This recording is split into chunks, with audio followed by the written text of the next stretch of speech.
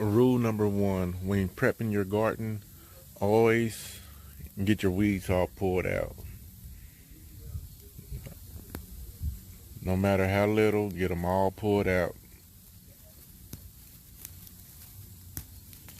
So as you can see here, it's going to take me a little bit of time, but we're going to get all these weeds put out. We're going to put some new gardening soil on here once we get the weeds pulled out. And we're going to put in our new peppers. And I got some new friends I want to show you guys. So we'll be back once I get the garden prepped. The way I'm going to show you folks is how to water your garden with water bottles. You may have seen this before, but this is a technique that I've developed on my own. What it does is water your plants slowly, and it saves you from overwatering your garden.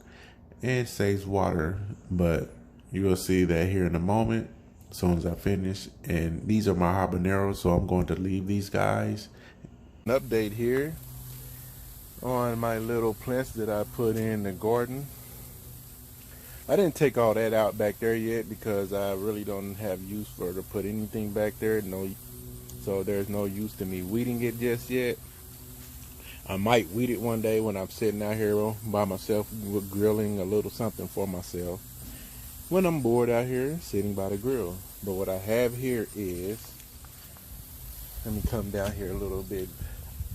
What I have here is a row of my Jolokia red peppers, and then as I go on around there, it's like I said, this is my little small garden for out front. I got something else in the back, but this is my little home front that I will attend to every day. But as I go on around here, so you can see here,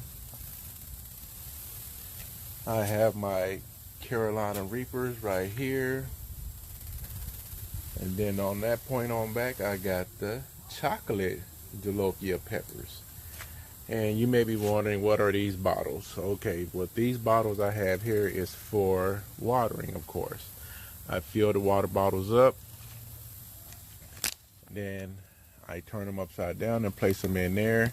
And what happens is the water will trickle in here to the roots slowly, so I don't have to overwater everything trying to water my garden with a water hose. And every 2 or 3 days, I say about every 2 days, it's time for me to do it now. When these are empty, I will fill them back up and let them slowly drain down to the roots again.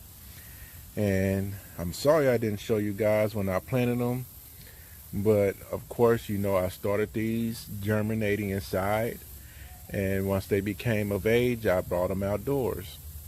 And I will show you guys later on how these guys are looking.